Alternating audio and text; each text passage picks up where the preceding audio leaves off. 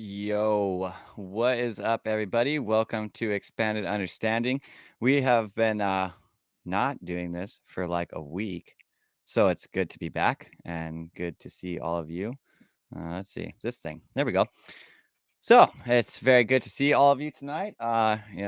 Lots going on in my life. I've been super busy all day, but yeah, I didn't really have anything to talk about. I just thought I'd come and hang out with people. Aaron will be here at some point in time. The track that I listened to just now, I linked it into the chat if you'd like to grab it from there. It's a remix of a song that's actually from a video game from a really long time ago, but this is done like this year, remastered and everything like that.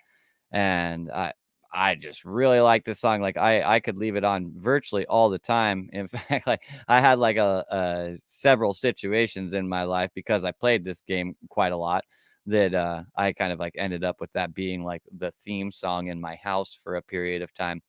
And I think it's a pretty good theme song to have. It's a very good piece of music, and it's even better done here than it is done in the original, which is actually kind of saying a lot because a lot of people have tried to remake that exact track right there, and they always just kind of like miss a little something from it. And this one actually captured a little extra something, I think. I when I listened to this just the other day, I about lost my shit when they came in and had replaced the flute with the violin, and it kinda, like, sent me down, and I kinda have a plan for creating this, but it's kinda scuffed, where I would have liked to hear the song actually progress into a place where both the flute and the violin were operating at the same time in the 3rd stanza. That is not what this person chose to do with it, unfortunately, but I kind of like thought of a way with like running both of the tracks at the same time and then panning them left and right and doing some other EQing that I could probably get it so that it kind of sounds like the track was purposely created with it building to this like third stanza. It's kind of like a crescendo with both the violin and the flute. And at some point in time, maybe I will get around to actually making that thing. I don't know whether that'll actually happen, but I do really want to hear it. Having said that, I can already kind of hear it in my head. And because of that, I might not ever do it. If I do, I'll probably share it here, though. So, Charlotte Studio, Willow, good to see you guys tonight. Hope you're doing very well. Should do that on a live stream. I guess that probably could be content. That is a thing. It's really actually like a pretty short process because you would basically just like bring both tracks into an audio workstation, pan one left, pan one right, and then you kind of need to do some EQ ducking on both the tracks because they have well, just like this one of the sounds is actually like accentuating part of the track with like kind of a distorted electrical guitar sound where it's like that. And that is dropped out during the violin format of it. And if it wasn't, that white noise would very much so compete with the space of the violin. But by basically ducking the audio frequency range that's in on the left side track, since it's in a very different space from the flute, it is pretty likely that you will be able to kind of like isolate that frequency or at least that frequency band and duck it back so that it kind of sounds like it was well at least needs to be moved to the back of the arrangement. If it's sitting like up front and center, kind of how they have it EQ'd in there, it's probably going to sound like dog shit, and it's probably actually going to make the violin sound like dog shit too. That's no good. It's always about it, having things around that enhance the quality of your experience. And that's why we have Aaron here because he enhances the quality of all of our experiences. Ta-da. How's it Here going, am man? I. It's going all right, man. It's winter, moving into winter season, fall, so work's busy. Lots of You wouldn't know it and here. repairs, and yeah, Eh, and well, yeah. Is it still? You guys are in crazy heat this summer. What's it like there? Is it still hot? During the day, it feels like summer. Yeah, You're like good starting to get summer, that like like that. 70s summer, not No, 110. no, California summer. Ah, And at night, though, you're getting that like what happens in the desert where like there's a huge temperature switch. You know what I mean? So like yeah. sun goes down and like an hour later it's 30 degrees cooler. So it's like 70 degrees outside right now, but you definitely had to have your shit all closed up and running the AC all day, or you were gonna be in a sweat box basically. So Yeah, no, it was turned like that. And hello to everybody in the chat. Good to see you guys. Glad you're here to hang out with us on our hangout night. As Zach said, I was listening as I was getting set up here to come in. Yeah, it's like when we were hanging out down in when I was down there, it was like that too. I remember by about 10 in the morning, it's like, all right, yeah, I'm done with the sun. yeah, Pretty much shade no only doubt now. about that. Yeah, Yeah. I mean, it's in certain ways, I think it's probably a little better for your psyche than having it being like, certainly like cold and gray and stuff all the time. Dude, But today, like there's some really cool like cloud formations and cloud things that happen at least in the last like week, like every day, like really cool. Even when it's gone from raining really hard and gray, but the way the gray, like the real thick gray clouds kind of gradient down, there's patches of blue, and then there's these really cool textured and what's the word, textured, and also just the depths of these like cumulus clouds are like, I don't know, man, it's been really really cool looking, but today was really just dreary. Like there's no other word, right? It's just dreary. mhm, And we were talking about it, like, so if it rains like 3 days in a row in Seattle, that's rare. Like 3 full days of rain, that's really sure. rare. You get just like bursts of rain for a few hours, half a day.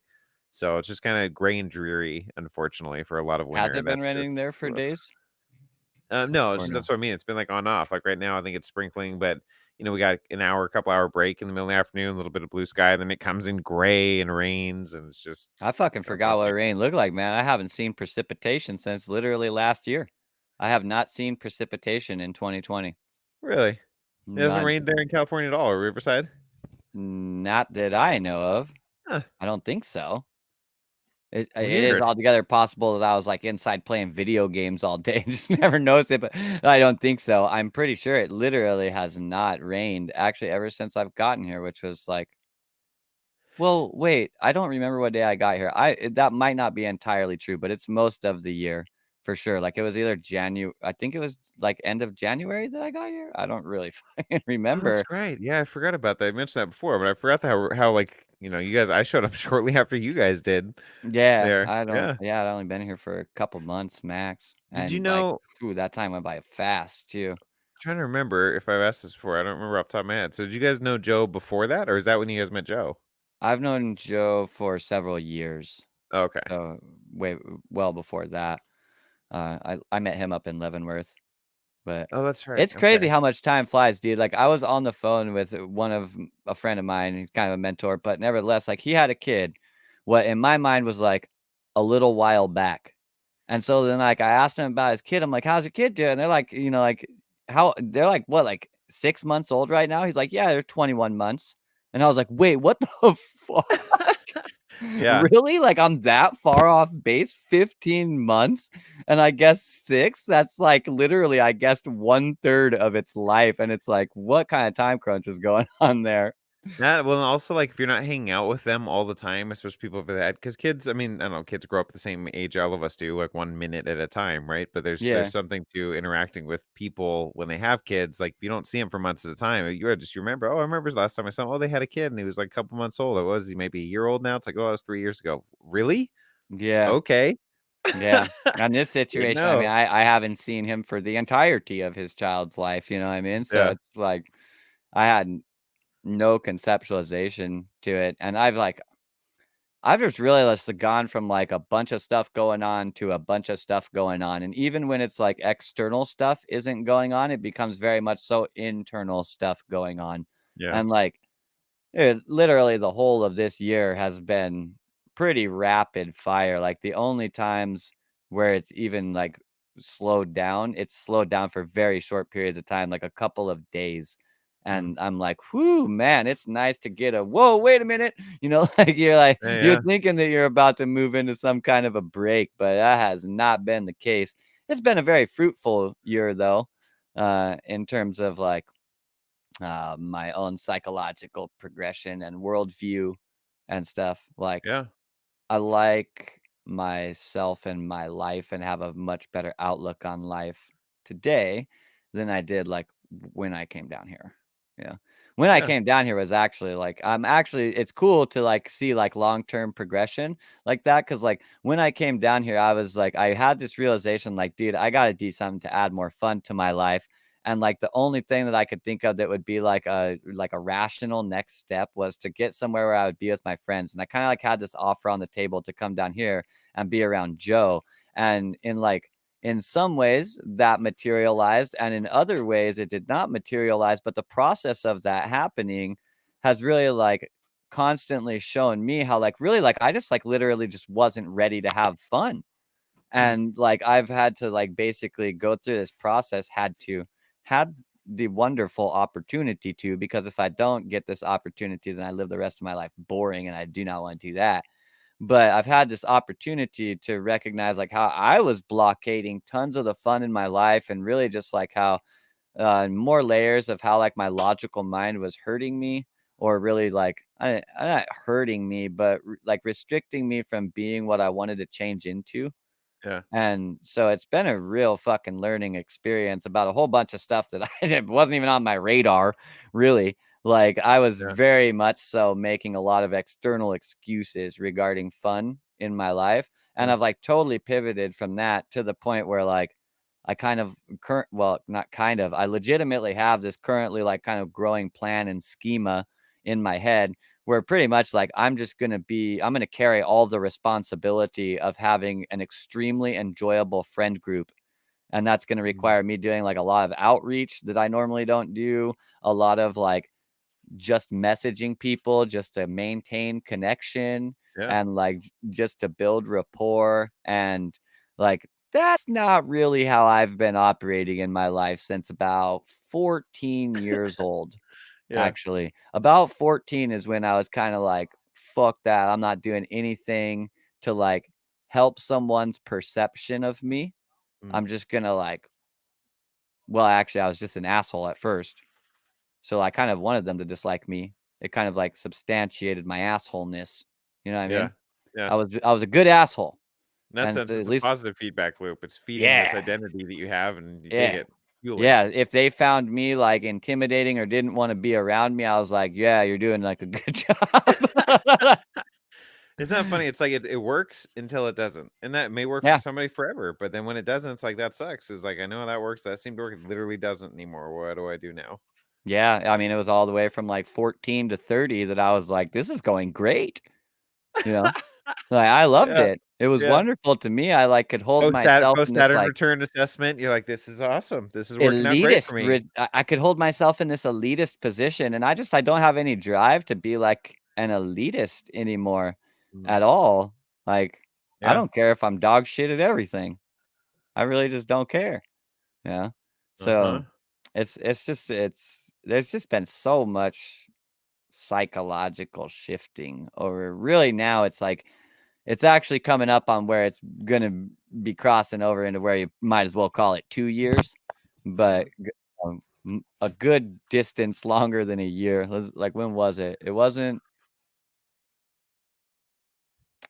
I guess I'd say, like, not last May, but the one before that is Mhm. when this real, like, process started in Mhm. my mind, and it's been just, like, thing after thing after thing after thing ever since then. And it's really weird because like I won't even give myself a break either. Like, I realize that I won't give myself a break, and I have, like, so many different methodologies of approaching my life that, like, feedback loop into basically, well, I say it oftentimes to people, like, the reason that I became a therapist is because I wanted free therapy. And, like, when I talk to people about what's going on in their life, I constantly also assess my life. And for instance, in that mechanic, like, if I'm not sitting around assessing my life, I get into a place where I'm feeling good, and then I want to help out other people. But by helping out other people, I start assessing my own life again. Like, I'm going to therapy again, even though I'm like, I'm good, dude. Like, whatever, I'm fine. I don't want to do this anymore. But it inevitably happens because I'm just talking to them about their situation. And the way that I approach that is like being very authentic with my own, and like I share a lot, I almost entirely from experience, not from like some kind of like knowledge that I have, but legit experience of something. Yeah. And so it ends up becoming like this expression of myself. And in that, I always see myself. And since there's been some like recursive iteration, I see myself in like functionally a new light, and I'm like, wait, there's but and this and wait, but why? And next thing I know, I'm like in some place where I'm like, oh shit, like you're learning a bunch more about yourself, even though I was like, I'm good, dude. Yeah. Like, so it's been real, really real, super real. That's a great adjective. Yeah. It's been very, very real. Yeah, I would maybe concur. maybe a little bit too real at times, honestly.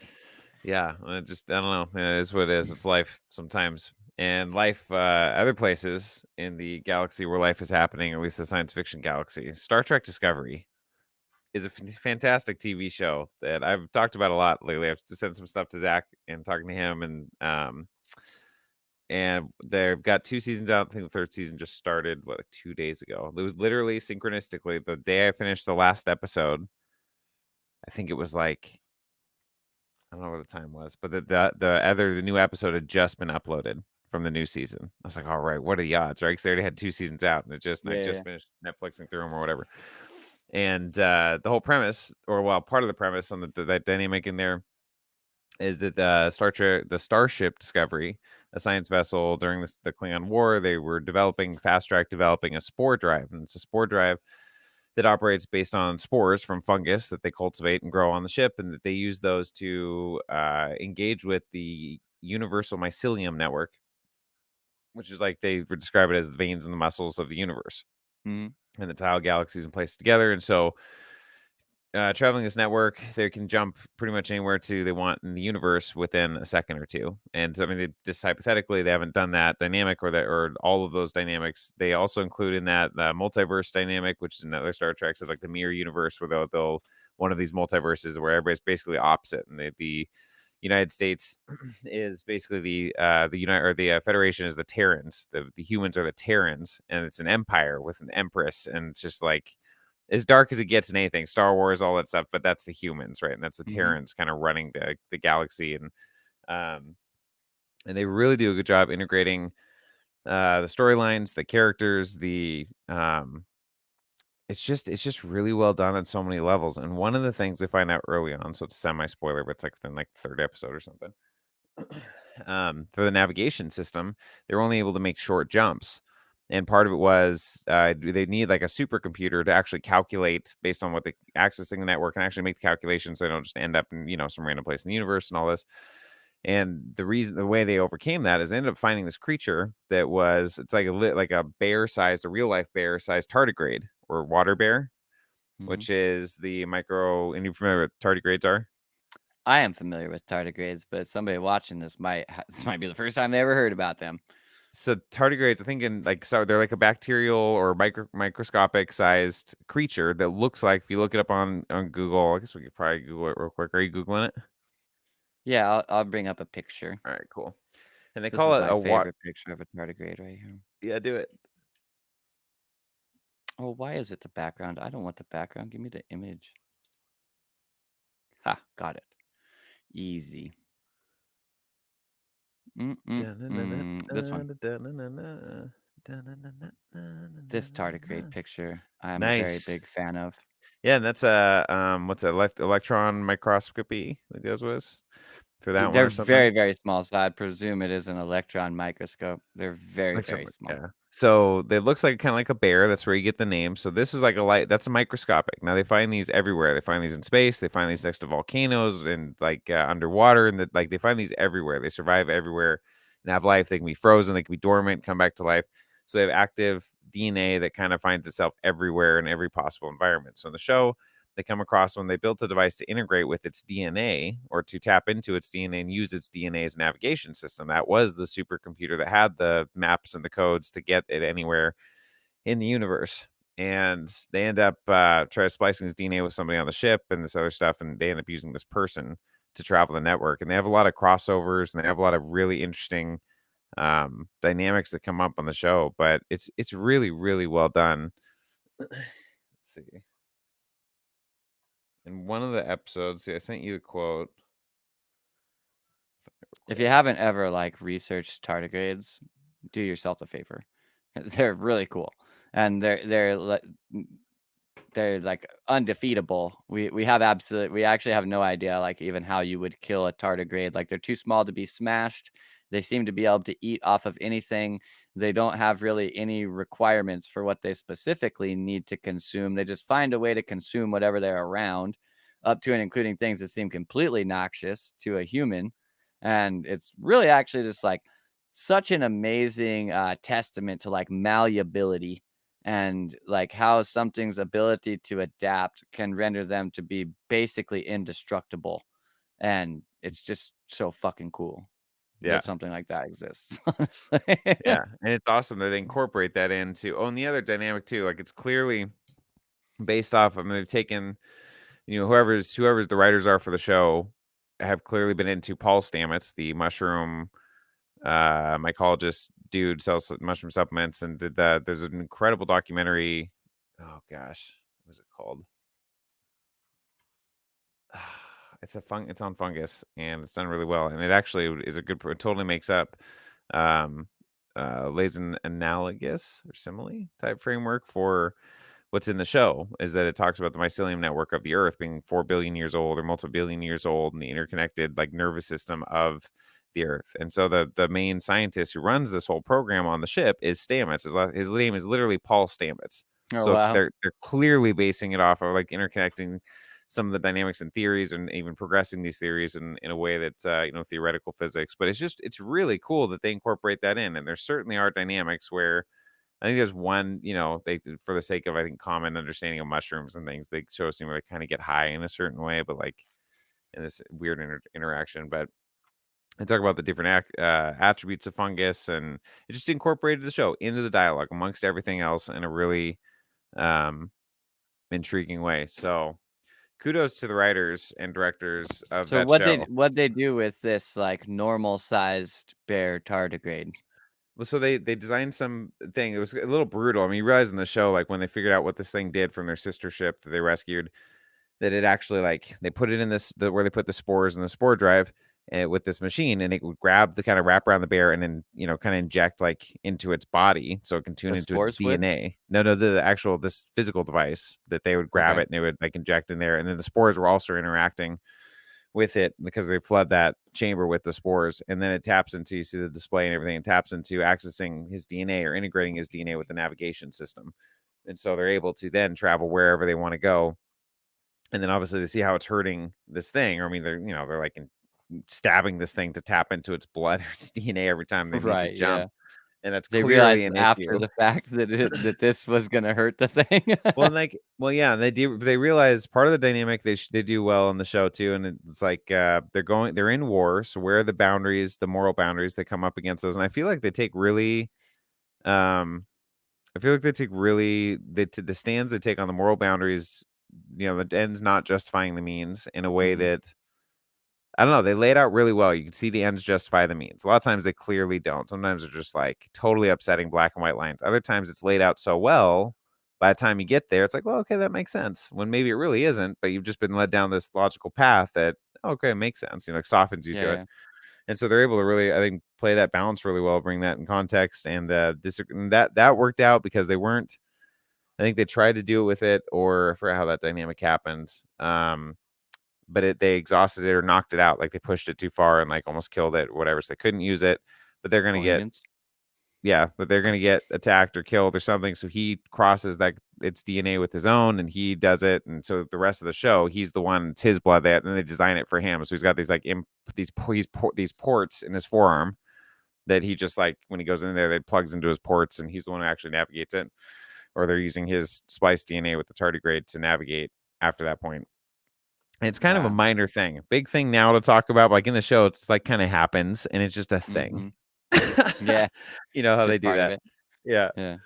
So, You can't focus on every potential point when you have, like, a universe that's, like, that big, like, the whole idea of Star Trek universe is a good one because it's, like, infinite.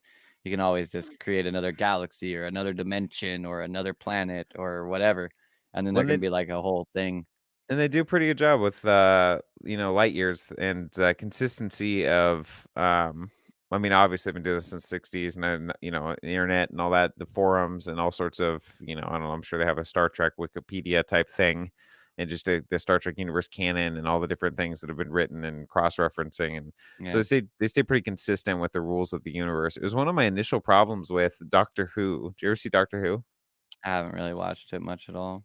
I Everybody talked about it, I heard about it, and so I forced myself to watch several seasons years ago because of that, and I just couldn't. Some things I really appreciate about it, but the laws of reality were so consistently inconsistent, show to show. Mm, And it's not because of necessarily poor writing, that's the style of the show, the way the sci-fi reality, the universe that he as the, oh gosh, Time Lord, Doctor Who, and, like, all the dynamics they play in there, it makes sense, but it also makes there's a lack of continuity in between shows that I think is people really benefit from or enjoy.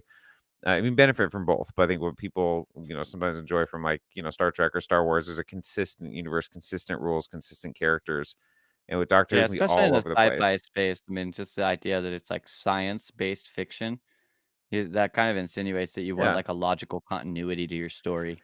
Yeah, and some of the things were so silly and so kind of ridiculous. They're just like, "That's just dumb." Like, is this a Yeah, spoof show or is this like a legit show, it's you kind of like a know? fine line between like fiction and fantasy, and it's really Yeah. like pretty much logic is that line. The irony is though, the more I've learned all this other stuff, I've learned all the metaphysical stuff and all the I mean, just kind of simple, DNA and epigenetic expression and some of our lost history and heart brain coherence and just like a lot of different dynamics that connected dots for me. A lot of Doctor Who dynamics started to make more sense. Consistent parallel realities that are two different realities, but they are real and there are things that can be dived into and make a whole episode out of somebody's Yeah. strange universe because it's stuff's very real. It makes a lot more sense to me. Yeah, I mean, function, we're kind of navigating through these all the time. We just only get to like see one of them at a time. I mean, every choice is a potential like decision tree into what could be understood as like a different reality or different dimension, and they go very different. You know, Did you ever see the TV show Sliders? I did not see that either. It's been a long time. I think that was another 90s one with who was the main character? He's kind of popular in the 90s for a while, but that one was about that. It was literally a create a device that slides into a parallel universe where everything's exactly the same except for something, right? Some little thing. And so, yeah, there's a whole Yeah, bunch of scenarios coming out of that too. 1995 is when this came out. The sliders thing. Yep, that sounds right. That fits Gary the animation. O'Connell is probably who you're talking about. Yeah, that Is one. the guy that was like kind of famous for a while. Yeah, that's the one. It's weird when you get people like that, like, they seem like they're, like, a big, choice for a certain layer of entertainment, but they never kind of, like, go up beyond that, you know what I mean? Yeah. I mean, I'm sure there's all kinds of, like, dynamics at play that create that, but it always, like, seems kinda weird to me, I guess for some reason, my mind thinks that there should be, like, this logical progression.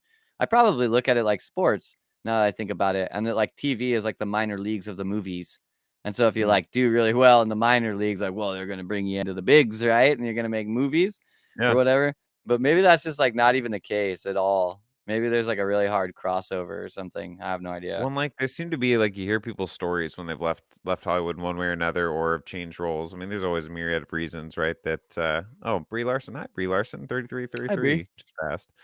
That, people, leave because they don't like getting stuck in a niche role or they wanna try something totally different. They get just known as something, different roles or whatever, or you hear Hollywood politics or drama or there's a lot of things that just you How hear are fucking real bad would that things. suck, dude? If you're like an actor and you really like cared about your craft and you really wanted your career to be like your ability to show the breadth of your range and everything like that. And next thing you know, nope, you're the good guy in the romantic comedies and you do not get any fucking offers besides that. And if you do get offers, they're like $10,000 for your time. Where over here they're offering you 40 million.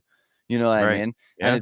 it's really like not really an option. You end up typecasted into this place where you're like, this fucking sucks, dude. Okay, Like I didn't even really want to be that. what was somebody who, like I'm trying something that came to mind, like, people can cross over, get out of a role that they're known for and play something totally Christian different. Bale, Yes, yeah, he's gone extreme roles in a lot of different ways. probably in the modern time, the epitome of that crossover. I think One especially if you look at, like, his body of work and you look at, like, what movie he did this year and then what movie he did next year and, like, how drastically different even he will look inside of that. A real big Yeah, yeah. time about this was when he did, like, The The Machinist? Machinist, and then he did The Dark Knight or something like that, some Batman Yeah. movie right after that. And in The Machinist, he looked like a strung out crackhead, and then like 6 months later, he's like fucking jacked Batman. Like he'd take off the armor and it Yeah, looked the yeah, same. You know what I mean? yeah, Like it was such a crazy transformation in between those. But then also like the characters are just so different, you know? He yeah. definitely has, like, gone more into been more into, like, the action roles, but he's shown just amazing breadth. I think Well, and there's another one, so, like, you remember Heath Ledger before yeah, Batman or before Joker, I mean? yeah, So, like, he was really like, I remember one of my favorite kinda, I guess it's not cheesy, I feel it's a decent movie, it's just maybe, I don't know, less popular movie or less well known, but A Knight's Tale with Heath Ledger, which I remember is, that. yeah, I thought that was great, like, a great kind of fun, and that also had the comedic role in that, the guy who was his announcer and whatever. Gosh, what is he in? He's the same actor who plays Vision in the Avengers movies. Like this British guy, this like very like Superman-esque character, totally different than the naked, like in Knight's Tale when he's walking down the road naked because he has a gambling problem, like he stole all his money, and he's this proclaimer. He always announces him before the jousting tournaments, like this takes place during the night, a Knight's Tale during that time. And then shortly after that, he does Joker, which is like massive transformation. Then they commit suicide or that, whatever, that whole dynamic that happened. I mean, that sucks. Yeah. Is there goes, you just did the whole breadth of your career and now it's over. Like, Yeah, yikes. in certain ways, it's kinda like, I don't know, I know there's, like, just an enormous amount of conspiracy theory around the death of Heath Ledger, but when you're looking at it in this aspect, in a certain way, like, it would make sense that he kind of encountered that, like, what fucking more is there to do? Like, I've taken it from all the way over here to all the way over here, and if that was, like, his super drive in life, that definitely, like, to the outside perspective, a lot of time it looks like a suffering from success thing, and I think people oftentimes are like, "Yeah, you don't really have problems," you know what I mean? But it's, Yeah. like, just as real of a problem as anything else where you're like, "Fuck, dude, like, I've done it all. The hell am I supposed to do now?" You know? Yeah. Well, and all being subjective, like when you've satisfied those roles for you, whatever goals you had. You know who else is really diverse or really deep into method acting and like I've really appreciate seeing him over time, interviews and different roles is Heath or Shia, why am I spacing his name? Shia Shia LaBeouf? LaBeouf, LaBeouf. LaBeouf, Buff, I don't know how you say his name. Yeah, He's just a really eclectic individual, it that seems too. like. Yeah. I've seen like he did. There's one I saw recently. I don't even know. Did you For know that he's the inspiration for Kanye West's fashion designs? that sounds vaguely familiar. Is that Kanye West something is, he like, said a long time fanatic ago? over Shia LaBeouf's fashion style, which is, like, so weird because Shia LaBeouf's fashion style looks to me like he grabbed the closest f clothes on the floor, put them all on, and then headed out, you know what I mean? Yeah. It doesn't really seem like fashion to me, but apparently, the fashion community sees something highly fashionable about these kinds of choices, and I don't know if it's just the fashion community being weird or if I just am a really boring person when it comes to attire, which is very possible, you know? Like I mostly dress out of functionality, you Well, know? speaking of Kanye West and like what happened, didn't he say? I mean, I don't know if he was running for president at one point or supported Trump or like I don't know, he was making a big deal of it and then He's he been just supporting disappeared. Trump ever since Trump ever started doing a thing in the first place. Like Yeah, he got even loud about it a while ago, and they decided to revamp. Maybe he said he was going to run for president or he something. did I don't claim know. that he was gonna run for president. That's I what it think it's was. quite Yeah, possible that he made this tweet before he realized how many, like, logistical, you know, hoops you have to jump through in order to make that even a yeah. possibility. To even get on the I'm pretty ballot sure or you to have to be even over the age of 40, and is Kanye over the age of 40? He might not be, you is know? it 40? I don't remember. It's been I'm such a long pretty sure time since that's I've what you heard gotta that be 40 to actual. be a president and 30 to be a senator or something like that. Okay, But when you type in Kanye West onto just like that into Google, it yeah. does list him as candidate for US president. All right. So, I mean, it's at I least heard. sorta real. Who did I hear talking about? Maybe Andrew Schultz or somebody that maybe and or him and Charlemagne were Yeah, he's discussing. 43, so Oh yeah, so he's yeah he could, but they were talking about like maybe like theories of why he's running. He actually believes there are different things, or like, um, that maybe this is maybe someone like from the Republican side or Trump side. It's like getting him all worked up in a positive way, showing him things. But ultimately, their goal is just to take away some of the black vote away from the Democrats by having Kanye supporting Trump. all his Perhaps. dynamics. So I Yeah. don't know, I man. Who I knows? really I kind of like I have a thing for Kanye, a positive thing. Yeah. And despite like all of the well, there's been a lot of times in like Kanye West's career that he's been like mostly abandoned by his followers. The like supporting Donald Trump basically lost him the whole of the black followers or Mm, fellowship. And but he he fucking came up from nothing, dude. He was not supposed to be anything, and through his own work and hard effort, he ended up in a place where he was playing his beats for people who could actually like, it would matter if they mm, liked them, and they did, and mhm, on his early stuff, he's a fucking fantastic rapper, especially if, like, you understand that music is really about, like, getting a feeling across, like, dude, man, like some of his tracks are so fucking good, and some of his plays on words, like he is a cunning linguist for mm, sure. Like some of the stuff that he says inside of his songs, or really even just says when he's just talking, mhm. they're real good, dude. Like I don't know, like I have a pretty fucking strong eye for a fake ass motherfucker. And it does my intuition does not get peaked at all in the whole of like I've been following Kanye West since Kanye West got known outside of Chicago, Since Kanye basically. West got Kanye West. Like original albums, you know, like these like college dropout, like the his original shit that ever really got seen anywhere. Mhm, Like I've always watched him and he's always been a respectable individual. Like, he's always mm, spoke his mind. He's always, like, been authentic with where he was at, even though sometimes that ends up being, like, ostracizing to mhm. many levels, and so, like, I don't know, and, you know, as a person, Kanye West has my vote. Is Kanye West the best person to run the United States? I mean, I don't even think the president really runs the United States, but he's a good I mean, if we got people like Donald Trump in there or the recent people that we've had, I don't see why not. You know, Yep. like I don't think that Donald Trump is particularly more qualified to run the country or be the acting president than Kanye West would be. You know, Yeah, his there's business background would be the only thing that would make like Donald Trump better in my mind for that. yeah, I wonder Donald that Trump's got a sketchy business background though, yeah, that's yep. Um, so there's I another don't one. know. There's a movie, Man of the Year, with Robin Williams. It was about a comedian running for president, like as a joke initially, Mm. but then he did, and then he won. I think it's been a long time since I've seen it. I don't know if it was early 2000s or something, or late Robin Williams 90s or had a something. really good range as well, extremely good range. You know, Yeah, like, he was very much so a very funny guy, and that kinda carried over into a lot of what he did, but, like, you can definitely, like, take some scenes out of his work I mean, well, actually, I guess I shouldn't even say that because if you're just trying to say, like, demonstration of range, he don't need to do, like, 50 serious movies, he only needs, like, 1 good one, in Dead Poets Society, like, he fucking knocked it out of the park.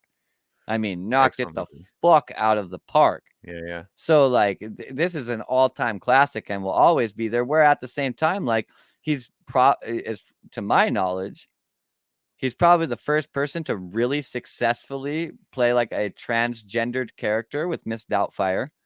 Like, that Hmm. was wildly successful, Yeah, no you know? doubt. And he carried it in a way where, like, it wasn't done, like, stupid, like, he actually, like, acted like this woman, but it wasn't in some way where it was, like, obvious that he was acting like a woman, like, he did it really fucking well, Yeah. and, I mean, obviously, he's got the humor inside of there, like, he's got incredible fucking range too, like, Yeah, no what a doubt, and beast. I mean, he's done, because then he did that one I don't think I ever saw it, I just saw clips from it, and I'm not super into horror movies as it is, but he did one about, like, I don't know, it's like a can't he was someone who developed photos at a photo booth place, Walgreens type place or something, but he's some kinda serial killer, I don't know, something, but he did I Huh, mean, I don't know how many scary movies he did. see if I can Um, find it here quickly on yeah, because I IMDb. thought that was interesting, and I remember for years, like, loving him and the things I'd seen him do, and I mean, Patch Adams is, like, one of my favorite movies for a myriad of reasons, Solid as and well. yeah, and, like, so really diverse in that way, and then I remember seeing even behind the scenes stuff, you just see how jovial and friendly of a person, engaging he is, and just whatever, and then you see, like, his stand-up. I mean, I about like, my mouth, like, hit the floor. I just had no idea. I had Yeah, no idea a that was little Robin surprising. Williams. Yeah. Yeah. he feels very, like, family friendly and approachable, and his stand-up is kinda like, "Wow, it's a little The raw." complete opposite. Like, "That's kinda Yeah. raw there, bro."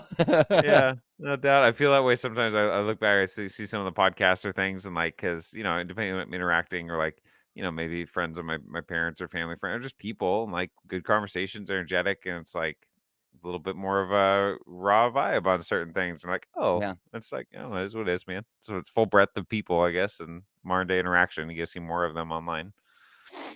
Yeah, that's one thing that's, like, really weird about or is gonna be even more weird in the future, is that, like, I think in the future, maybe not, like, right now, but in the future, in order to really maintain an entertainment relevance that is equal to what other people are maintaining, entertainment figures are pretty much gonna have to live stream. Otherwise, Yeah, they're gonna lose relevance, and that's gonna be a weird situation because, like, well, it's one thing to be in front of a camera. It's another thing to be in front of a camera live. It's another thing to be in front of a camera live in a space that's like your own house. It's really easy for, like, well, shit to go wrong or information that you're not trying to expose to the public to get exposed to the public. There's whole websites dedicated to this. It's one of mm-hmm. the easiest ways to actually get visibility on Twitch is to end up on a website that does stuff around this live stream fails, you know? Yep. And like it also brings a weird aspect to marketing too, that one of the best ways to maintain relevance for these entertainment figures might be to purposely fail because Yeah, people talk about it so fucking yeah, no much. It's doubt. just like an enormous amount of free advertising, you know? Well, So, it's you're talking about that my mom mentioned it the other night that she'd seen, like, Chris Pratt, he did a video and does videos, I guess, every so often, but it's because this one was like, "My manager tells me I'm supposed to be putting on more videos of myself," like, exactly what you're saying. "I need to uh, put myself online more," whatever, so he said, "I'm working on this Rubik's Cube," whatever, and so I'm gonna try to do it in under a minute or whatever, and he did it. I guess he did it in under a minute, but he's been something he's been working on, and he just made a random video because his manager told him. But I was thinking about that before too, because it does add a totally different it's a totally different dynamic, even when you get caught clips here and there, I guess, like over since COVID and everything happened of people being on Jimmy Fallon or late night shows, but they're just tuning in from their house or they're yeah, hosting it from their house. Trevor Noah and different people I've just mhm, seen randomly. Um and it really adds it makes that the celebrities and the big stars way, way more normal, like average person. It's not some fancy cinema camera. It's the same kind of cameras we're using. I mean, it's the same kind we got or worse. Their yeah, phone sometimes cameras or different things. worse, Sometimes yeah. worse, man. And they're on like late night television, Jimmy Fallon, and like they're at their home on a camera that's worse. Like we wouldn't even spend a Well, little especially money. the older that they are in this space, and I think Yeah. we are at a really interesting time where there's, so between people who are like 50 plus and have been staunch to their paradigm, and people who are sub 30 and have been staunch to their paradigm, there is a much larger gap in between those two people than there normally is between two generations that are this close. The gap is like fucking enormous, and that gap is there because inside of that space was basically the 20-year emergence of the internet, and some people like came Yeah. along with it and other people still resist it to this day. But to quote a Star Trek quote, assimilate or die, you know it's Yeah. basically the fucking Borg at this point in time. If you think that you're gonna like, little note to all the business owners out there. If you're having trouble getting clients and you think that your business is going to succeed in some way in the modern world without leveraging the internet in order to ensure the sanctity and success of your business, you're fucking wrong. Hard wrong. Every single person in marketing knows that you're wrong, and every smart person inside of business, that their business is growing dramatically, recognizes exactly this thing. And that's the thing right there. We've had a technology emerge during that time that is so powerful that like the group of people that have been raised on it and it's a part of their life, and the group of people who like had the choice to incorporate it but have resisted against that choice, they're two totally fucking different people. They might as well be from different fucking planets. It's Yeah. crazy. Well, it's COVID's, this whole dynamic has definitely shifted a lot of people. Like, I know my parents do a lot of Zoom meetings and also Zoom just in hangouts with Yeah, people. boomers all of a sudden it makes sense Yeah. when Zach was like, "You're gonna need to figure out this technology," doesn't it now? Yeah. Yeah. But they're Yeah, it's digging getting it, worse. man. It's They're not getting digging it. better. Yeah. It's not getting better, it's getting worse. Your life is going to become more technological, more integrated with the computer. Computers are going to have more oversight over more things, and more of the jobs are going to require a computer knowledge. And all jobs, due to an increase in usership, increase in bandwidth speeds, etc., virtually all deployments are going to reach a place where if they are not leveraging the internet, they don't have a fucking chance in hell of competing. It's just the reality of the situation. And it's really interesting to be able to like sit here and like watch it happen when like I already knew it was going to happen. Like I saw it happening on this little microcosm just to like a specific industry. Like realize like the tech industry itself was the people who felt like kind of the first nudge of this, Mhm. because there was a lot of people inside of that space that were trying to leverage into it. There were some companies that were trying to do stuff the old way. Those companies are fucking dead now. You don't even remember their names. They're all dead. All the ones that survived out of that, they all like embraced this thing and brought it in. And you could see this basically epidemiology playing out very early days of the internet. When I'm saying this, I'm talking like the 99 early 90s, right? Like Mhm. really early 90s. You could already see that there was like this gap opening up, that it was opening at a rate that there's no way that this doesn't then like every time it gets to a new market, this gap's going to get ripped open. And you just like know it. And people have made fucking probably trillions of dollars, specific people making definitely billions, off Mhm. of recognizing that, like, yo, your market's about to get ripped open by technology, and basically just being first to market in a whole new real estate that's significantly higher value real estate than wherever your brick and mortar business was placed. And it's just like, it's amazing. Realize like Amazon's doing the numbers of fucking Sears, every department store that you can possibly think of, put all of their earnings together, and they get fucking dwarfed by Amazon's, because they got brick and mortar marketplaces. And even though those are all over the place, it doesn't fucking come even close to one that's on my phone, bro. Like, you Yep. lose. That's all there is to it. Like, what's the best real estate? The brick and mortar place that's close to the person's house, or the phone that's in their pocket?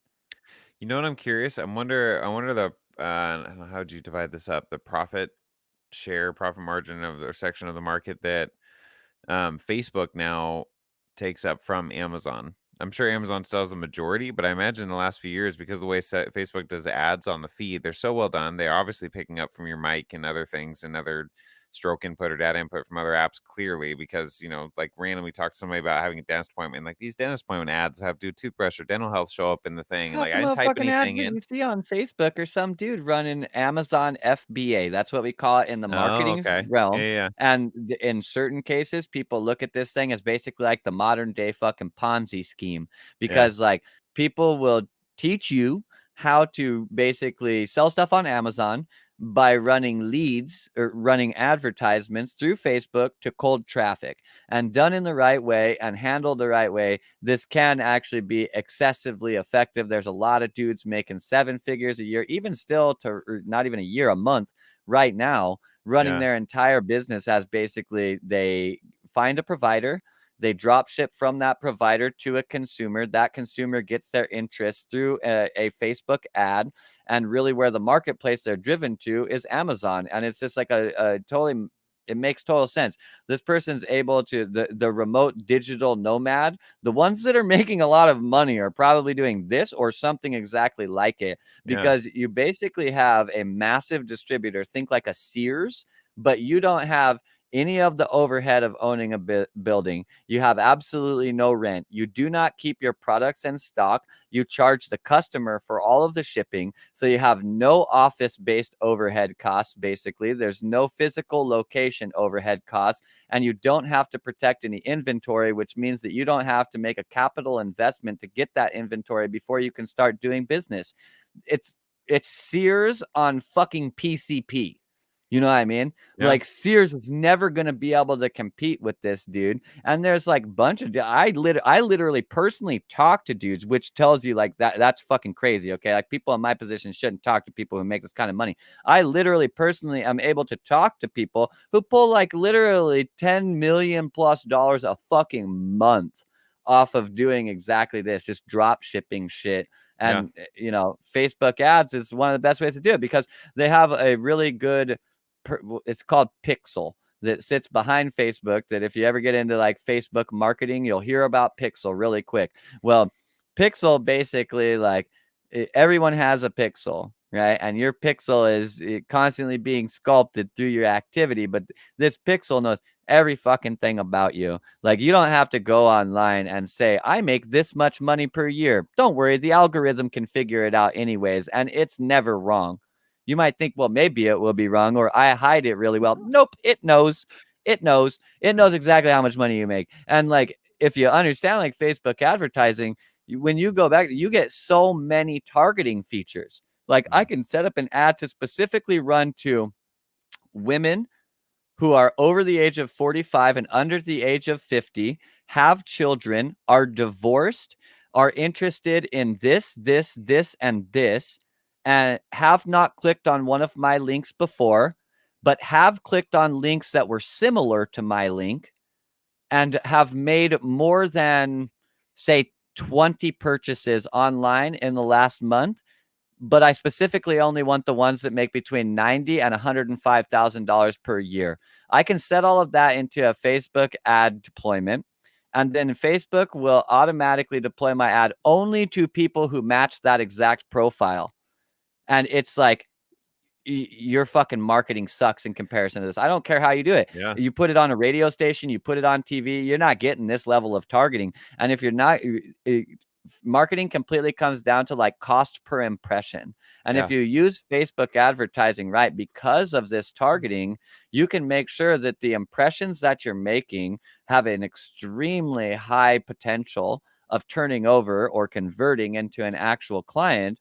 And since you're targeting it so tightly, very few people see it who don't want to interact with it. And you can talk specifically to that person. So not only is your messaging better, so it's more effective, but you're actually only targeting people who it should be effective on. And it's only being deployed to them. That keeps your ad costs down and increases your likelihood of profits. This is the business owner's fucking dreamland, dude. Like Yeah. a fucking literal dreamland. Marketing has never been in a this is why like I know that like I don't make anywhere near as much as I should right now for what I know about marketing, but I'm not worried about it because I know in like 10 years I'm a fucking Goliath. Because at that point in time, everybody has realized we're fucked if we don't use the internet. And I'm like, I got Yeah. just a thing for you. I've been doing this for 30 years and I know fucking everything about it. So like you want to not die, you're gonna need a guy like me. And so like I'm fucking good, dude. Like Yeah. my it's weird because we're at a point in time where a lot of jobs are being pushed out by the rise of technology, but realize in that pushing out, it's also displacing everything somewhere else. And certain people have actually been positioning themselves for basically a long play on this. And like where everything's getting pushed away from is getting pushed towards where these people already fucking are. And Mm. so they're like actual you could consider it like material security, since you can basically transmute all of this knowledge into money quite easily. That material security is at a level that quite honestly you just really like can't even obtain in a job right now, really, because like most jobs, they are reliant on a lot of things, and some of the things they're reliant on aren't actually in their control whatsoever, in the sense that like you work at a big corporation, you feel like your job is secure, but if that corporation doesn't pivot properly with the current changes in the world as a byproduct of whether it be the, normal social things that happen, or it be because of this massive emergence of this technology, well, your job at that huge corporation ain't secure because that corporation's gonna fucking die, you know? Yeah. And so it's like the market security at this point in time is in a really weird place because there's people who actually have like the people with the highest long-term market security at this point in time actually don't their value is not currently recognized, basically. And Mm. like that's fine. They none of them care about that because they already like their values recognized enough that they're doing fine with that. But there's also like I'm I mean, shit, it was only like 2 years ago.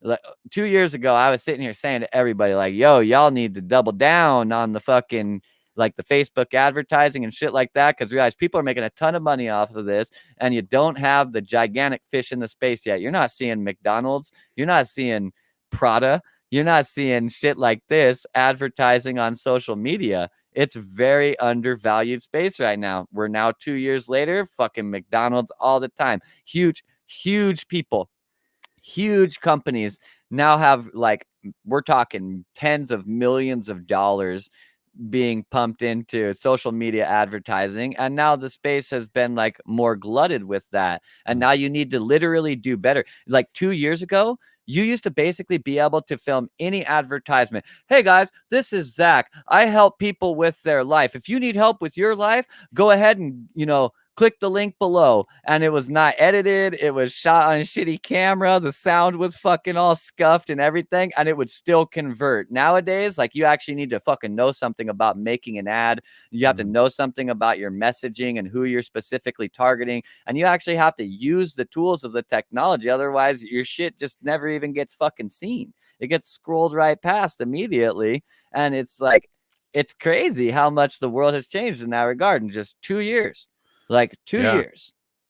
And it ain't getting better, like, it's getting worse, Well, okay? it's fine. It's like Like, being able to discern or observe, perceive the waves that come in, the advertising waves, different waves or movements of technology, and finding a way to be in like harmonic resonance with those movements in a way that benefits you or the people within your knowledge base, yeah.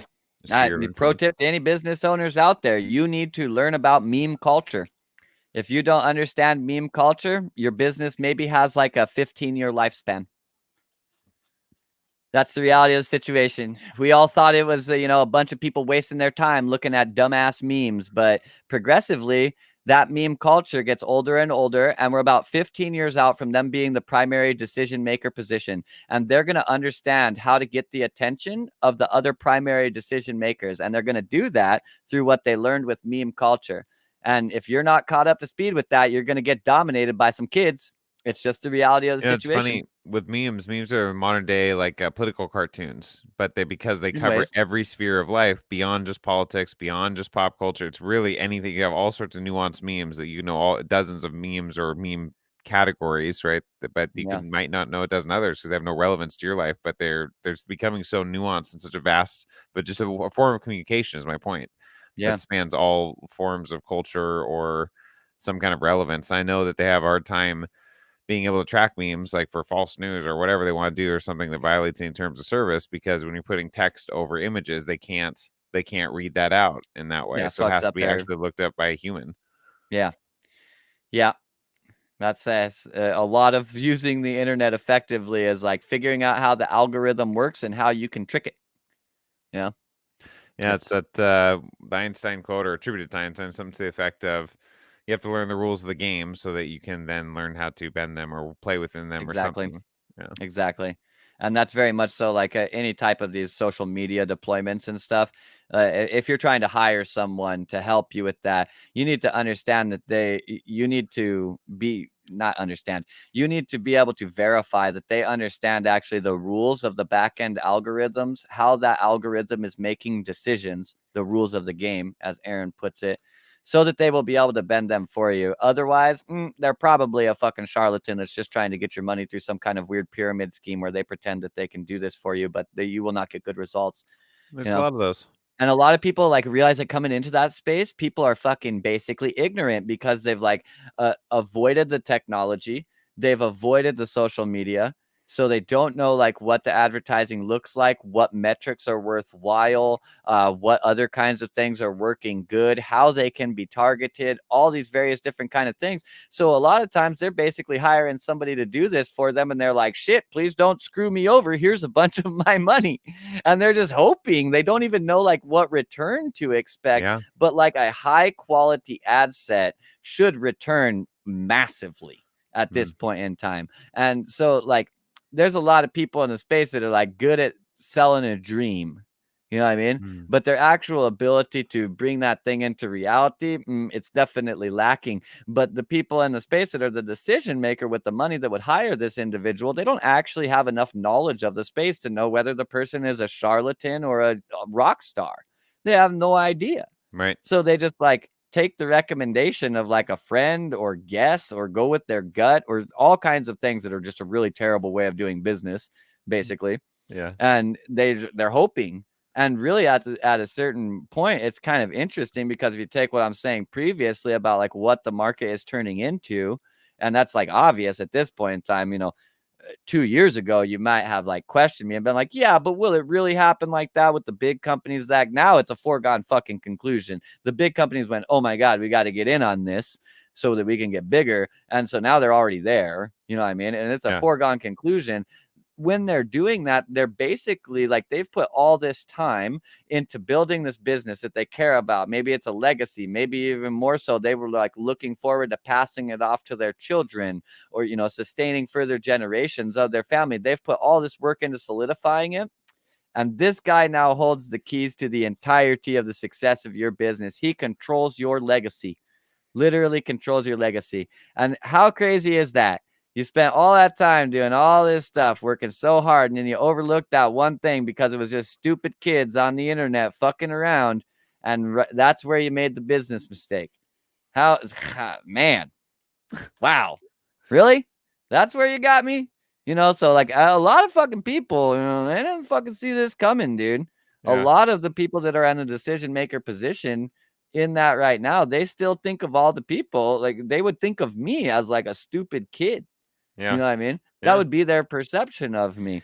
And it's Well, like, the good I news mean, is I might be a stupid kid, but that means that I can talk to like 70% of the market and be super relevant. That's yep. exactly what you need. The good news is for those older generations, if that's how they're feeling, there are plenty of us stupid kids around that are happy to help. And well, there's some that aren't, that could care less, but there are plenty of us that are happy to help and to bridge that gap for the cultures because that's a way Especially for to, money.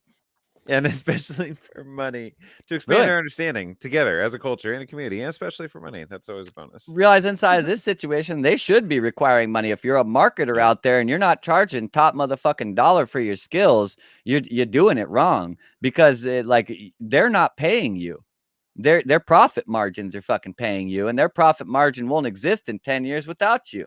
Yeah. So like lean into that pain point if you're selling a business. Like, look, y'all need to get on the fucking bus. Don't be worried about how much money you got to pay me. Worry about the length of your business, the Mhm. sanctity of your business. Because without this, you're literally going to like lose control of your business because you never had control of your business. The market controls your business all the time.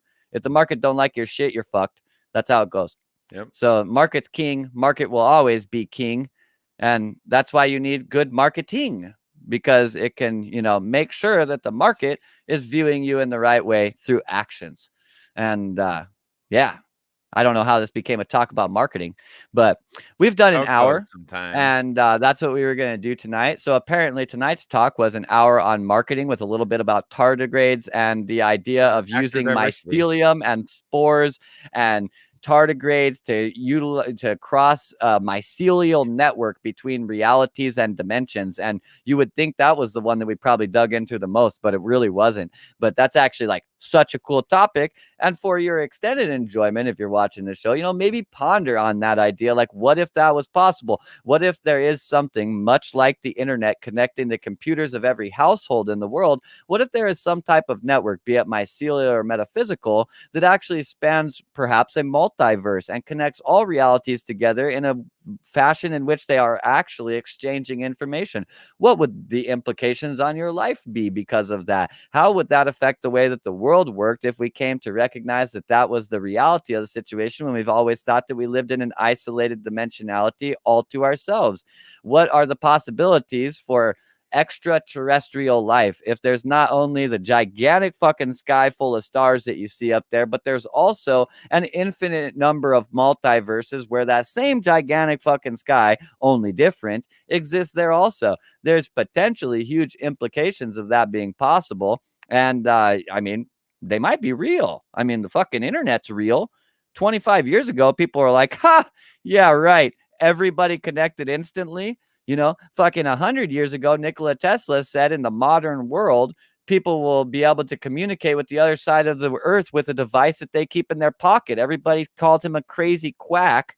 and basically discredited him as a scientist. Well, I got my phone right here, and for all like my teachers has said, oh, well, you need to show your work in math class because you're not going to have a calculator in your pocket all the time.